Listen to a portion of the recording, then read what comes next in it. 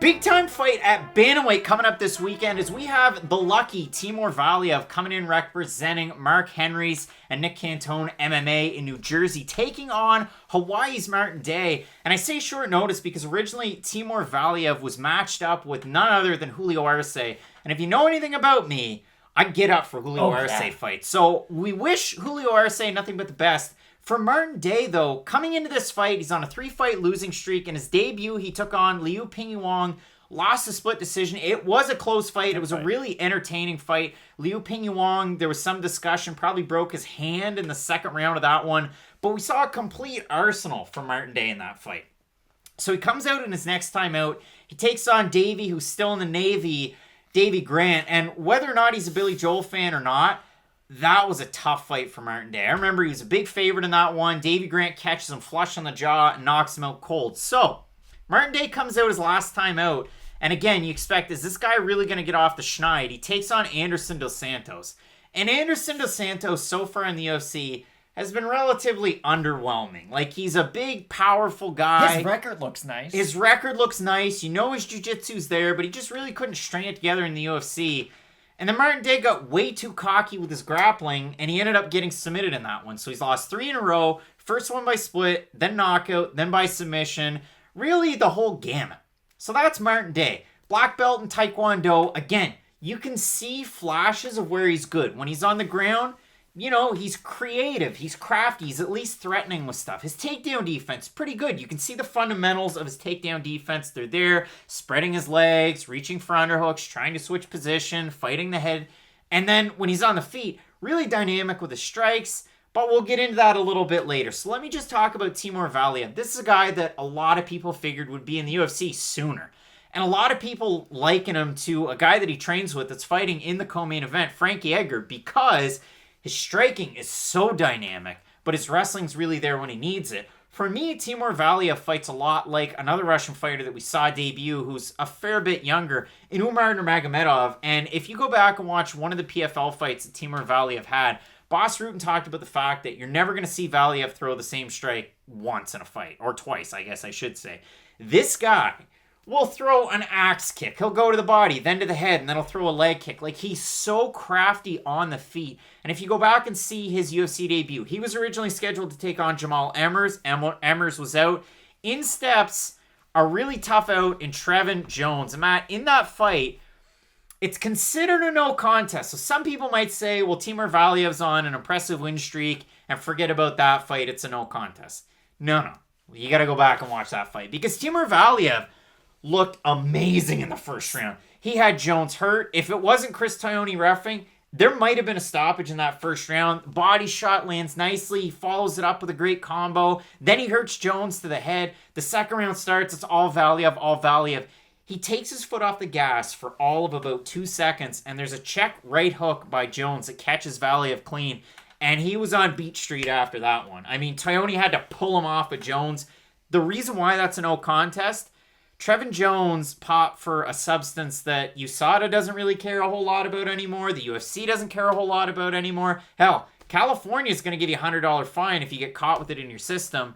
But Trevin Jones got caught for a little bit of that dank herb. And listen, the only thing he was at fault of in that fight, a little bit of the dank herb, but the platinum blonde hair did people wonders in 2020. Trevin Jones, when he comes back out this year, let's see what happens. But Timur Valiev, a really impressive fighter. I like this fight. I have no idea where you want me to go off of what you just said, because you basically broke down both guys' entire career. Now, I agree with some of the praise you were giving Martin Day, but you were pumping his tires, let's say, way too much by the end of it. There's a reason he is 8-5 in his MMA record. You look at his skills as, again, if you just look at his individual skill set and you take away the performances from it, he is a good striker. He can strike with volume. He does have decent pop in his shots.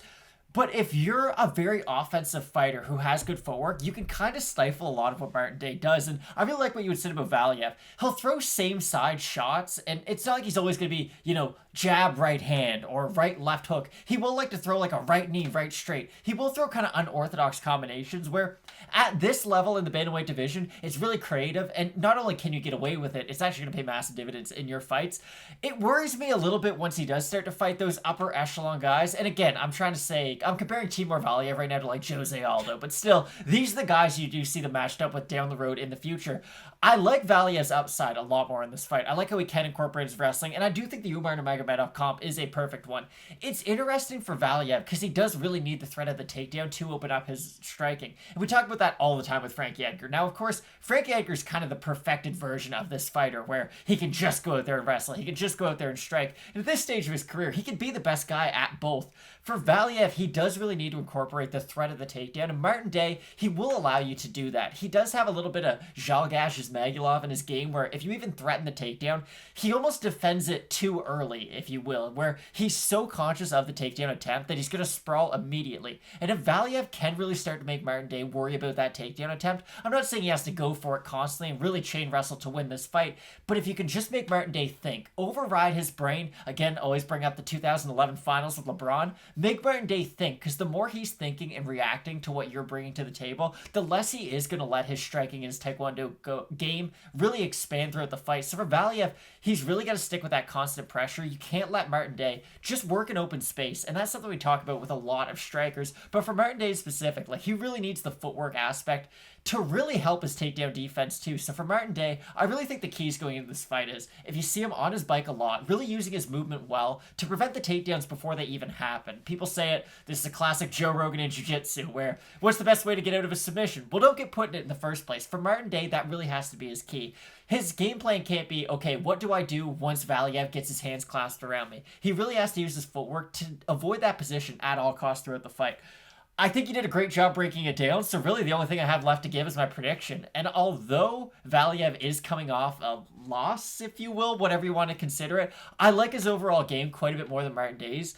Although, I will agree with you, Day could catch him on the way in. He's got good knees. He does have good shots coming up the middle. He's not like Gabriel Benitez level of those inside up and down attacks, but he does have some things that could definitely stifle the attack of Valiev. Here's the thing, for Timur Valiev, you're getting ready for a guy in Julio Arce that's a much more perfected version of a lot of guys that you're going to find kind of in and around the weeds. I'd almost say, 25 to 40, somewhere in there. I thought you were about to say Julio Arce could beat any top 5 on his best. Listen, well, I mean, he beat Danny Gay, but Julio Arce, I really do like. It's one of those guys that, like, it's odd, but he's in my Rolodex. He's my Merson Tabora. Julio Arce, pretty good fighter. Make sure you watch him. And I would have liked to have seen him fight Timur Valiev.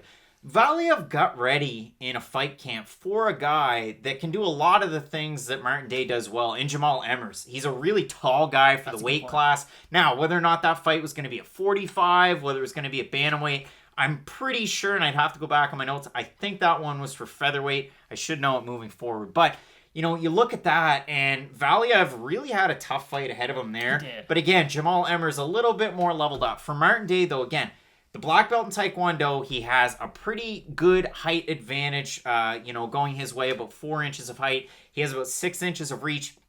That's going to be a topic in a couple of our other fights here. We have some pretty big discrepancies in height and reach. If we have a look at this fight, though, in terms of the odds, none of them out because this one was just made official.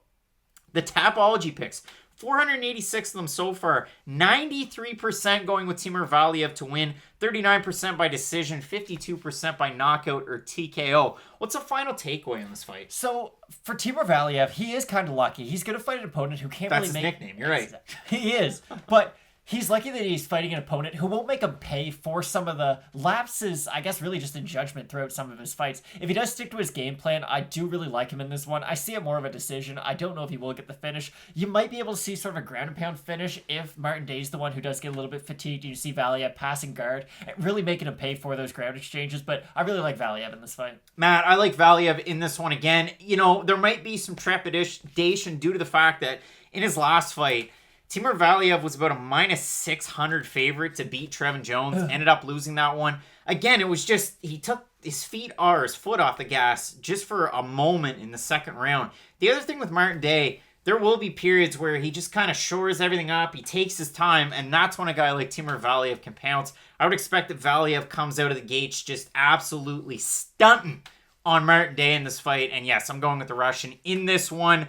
The first win for Nick Cantone MMA on the night. Let's see. We got some fighters coming in from New Jersey, Timur Valiev being one of them. Matt, we're both going with Valiev to pick up the win. Really looking forward to this card. We'll have Valiev's, I want to say corner man, but teammate Frankie Edgar taking on Corey Sandhagen in the co-main event. We have Alistair Overeem taking on a really tough out in Russia's Alexander Volkov in the main event. So Matt, as we always say with Fight Night picks, let's get into it.